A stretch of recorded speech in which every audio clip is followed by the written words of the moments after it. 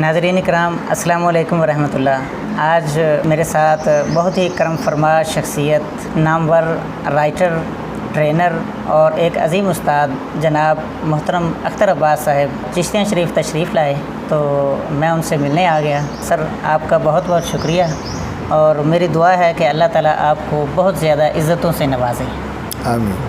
سر، آج کل جو بچے اور بچیاں ٹین ایج میں ہوتے ہیں، وہ کسی کی محبت میں اگر مبتلا ہو جاتے ہیں، بچہ بچی کی محبت میں یا بچی بچے کی محبت میں، خصوصاً یہ 16 سال سے 26 سال کا جو سفر، یہ جو 10 سال ہیں، ان میں اگر ایسا ہو جاتا ہے تو ایسے لوگوں کو کیا کرنا چاہیے؟ حالانکہ وہ ماں باپ جو ہوتے ہیں وہ بڑے پریشان ہو جاتے ہیں، وہ کہہ رہے ہوتے ہیں کہ آپ اس بات کو چھوڑ دو، لیکن وہ کہتے ہیں کہ ہماری کوئی سنی نہیں رہا، وہ بڑے پریشان ہوتے ہیں، تو کیا کرنا چاہیے؟ بسم اللہ الرحمن الرحیم۔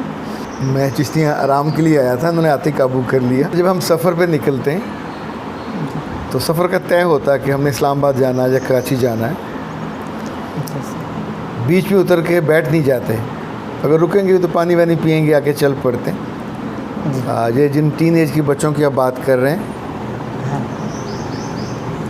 اب جب کہ علم ہے کہ وہ کالج آپ ان کو بھیجتے ہیں یا کسی جگہ بھی بھیجتے ہیں، تو جس چیز کے لیے بھیجا انہیں وہ کام کرنا چاہیے۔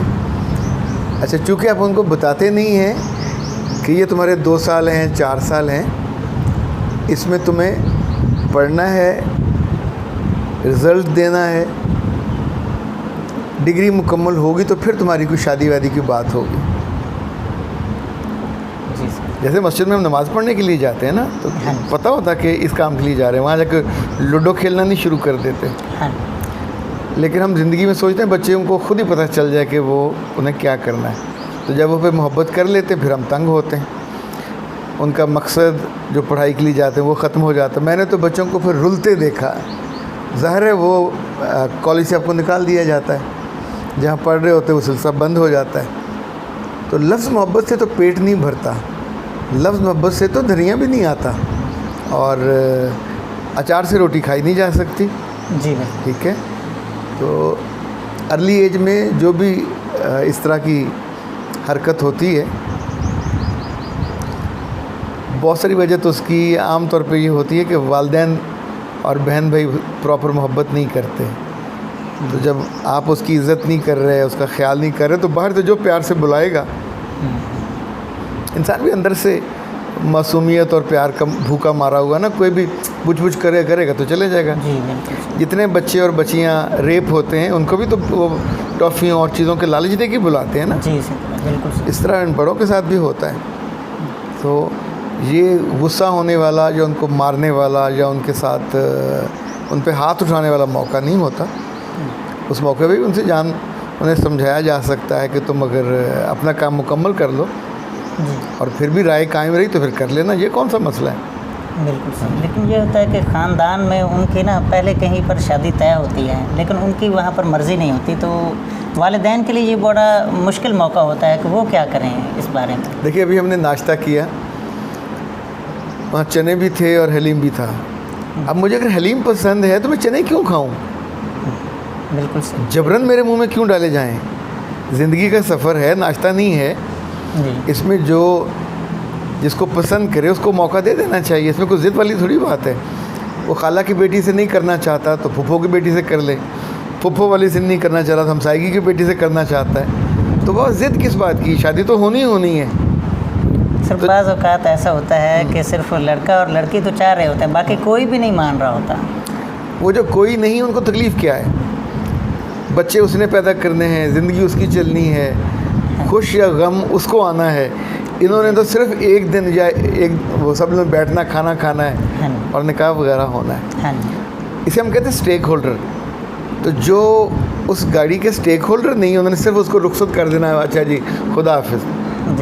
اب آگے آپ اس میں کیوں ان کے اس سفر میں ان دونوں نے زندگی ساتھ گزارنی ہے۔ اللہ نے اور اس کے رسول نے ایسی کوئی پابندی نہیں لگائی کہ ماں دیکھے، باپ دیکھے، چچا دیکھے، یہ سارے مل کے ہاں کریں تو ہاں ہو۔ تو جب آپ یہ کرتے رہیں گے، بچے گھروں سے بھاگتے رہیں گے، تنگ ہوتے رہیں گے، گناہ پہ جاتے رہیں گے۔ بالکل صحیح سر. پھر کیا وجہ ہے کہ ہمارا معاشرہ اس بات کی کیوں اب تک اجازت نہیں دے رہا؟ ایسے ہو نہیں رہا لیکن ماں باپ ضرور یا دوسرے لوگ زبردستی کرتے ہیں. ہمارے معاشرے کا مسئلہ نہیں ہے. لائک مسجد میں مولوی صاحب کہتے ہیں میری مرضی کی نماز پڑھو, تم نے بازو اونچے کیوں کیے وہ نیچے کر لو, تم نے یہ کیوں نہیں کیا. وہاں وہ سکون سے نماز نہیں پڑھنے دیتے کہ ان کی اتھارٹی مانو. گھر میں ماں اور باپ کہتے ہیں میری اتھارٹی مانو, میری مرضی کی بنا تم ایسا نہیں کر سکتے. کلاس میں ٹیچر اپنی اتھارٹی منواتا ہے, دکاندار اپنی اتھارٹی منواتا ہے, جو ڈرائیور ہے وہ اپنی اتھارٹی منواتا ہے. تو انفیکٹ یہ سوسائٹی کا مسئلہ نہیں ہے, یہ اتھارٹی کا اگلی یوز ہے, دا یوز آف اتھارٹی. کہ آپ کہتے ہیں میری بات کو مانا جائے. جب آپ میاں بن جاتے ہیں اسی بیوی کو جو محبوبہ ہوتی ہے آپ اسے بدتمیزی کرتے ہو, بد تہذیبی کرتے ہو, ہاتھ اٹھاتے ہو, گالیاں نکالتے ہو, ابیوزو ہو جاتے ہو. میری اتھارٹی کیوں نہیں مانتے؟ دنیا میں اتھارٹی نہیں ہے, انفلوئنس چلتا ہے. انبیاء نے یا باقی لوگوں نے بھی اتھارٹی نہیں منوائی. اتھارٹی منوائی ہوتی تو 2-2 4-4 امتی نہ ہوتے, لاکھوں ہوتے, ہزاروں ہوتے. آپ انفلوئنس کرتے ہیں, کچھ لوگ ہو جاتے ہیں, کچھ نہیں ہوتے. اور زندگی میں یہ معاشرتی معاملات میں جب آپ ڈنڈے کے زور پہ یا باپ دادا کے نام کے زور پہ تو زندگی نہیں چلائی جا سکتی. بالکل صحیح سر. آخری میرا سوال ہے کہ اگر یہی معاملہ ماں باپ بھی اور وہ بچہ بچی بھی پہنچ جاتے ہیں ایک کوچ کے پاس یا کاؤنسلر کے پاس, تو وہ اپنا کیا کردار ادا کریں؟ اگر تو کوچ کی شادی ہوئی ہے اور اس نے زندگی دیکھی ہوئی ہے تو وہ اس میں ٹانگ اڑائے. صحیح. آپ کو تیرنا نہیں آتا, کبھی آپ نے دریا میں چھلانگ نہیں لگائی, کبھی سمندر نہیں دیکھا, کبھی پانی کا مزہ نہیں چکھا. جی. ابھی آپ نے دیکھ کے کہ فلاں لائف کوچ اپنے نام کے ساتھ لائف کوچ لکھ لیا, تو لائف کوچ لکھنے سے کوئی لائف کوچ نہیں بنتا. بالکل صحیح. سوئمنگ کی کتاب پڑھنے سے کوئی سوئمر نہیں بنتا. بالکل صحیح. جب مطلب جہاز آپ نے اڑانا ہے تو آپ کو پتہ ہونا چاہیے کہ جہاز کیسے اڑتا ہے, جہاز کا سائز کیا ہوتا ہے, اس کی ٹریننگ ہوتی ہے. تو لائف کوچنگ دنیا بھر میں ایک بہت مقدس اور محترم یہ سیکھا ہوا کام ہے. بالکل صحیح. اچھا, آپ ہر بندے کے پاس جا کے کہیں گے میرا گردہ کھول دو, میرا آپریشن کر دو. بالکل نہیں سر. تو ہم زندگی کے معاملات میں ہر اس بندے کے پاس چلے جاتے ہیں جس کا کوئی کنسرن نہیں ہوتا, جو اس چیز کا ماہر ہی نہیں ہوتا.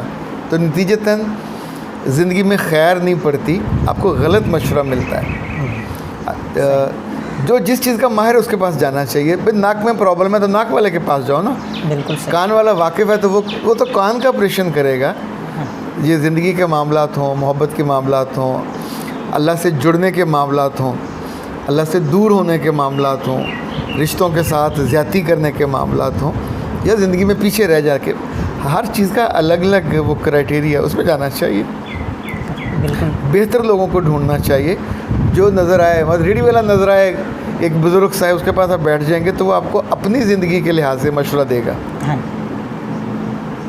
جو میری آپ کی زندگی سے ریلیونٹ نہیں ہے ان کا مشورہ, مطلب مجھے اگر کوئی امریکی مشورہ دے کہ تم یہ اور یہ کرو تو غلط مشورہ ہوگا, وہ امریکہ کے لیے ٹھیک ہوگا, میرے لیے ٹھیک نہیں ہوگا.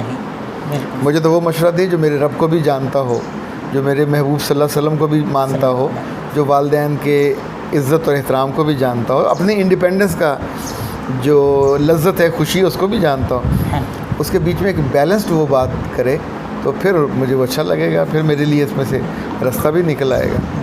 ورنہ تو جیسے بھینسیں ہوتی ہیں نا, وہ رستے توڑا کے بھاگتی ہیں, جی جی, تو اولادیں بھی آپ کے سامنے رستے توڑا کے بھاگتی ہیں. بے عزتی الگ ہوتی ہے, پھر ڈھونڈنے پڑتا ہے کہاں گئے, ان کے پھر کھروں کے پیچھے جاتے ہیں اور ڈھونڈ کے لے کے آتے ہیں. تو پہلے احتیاط کر لینی چاہیے.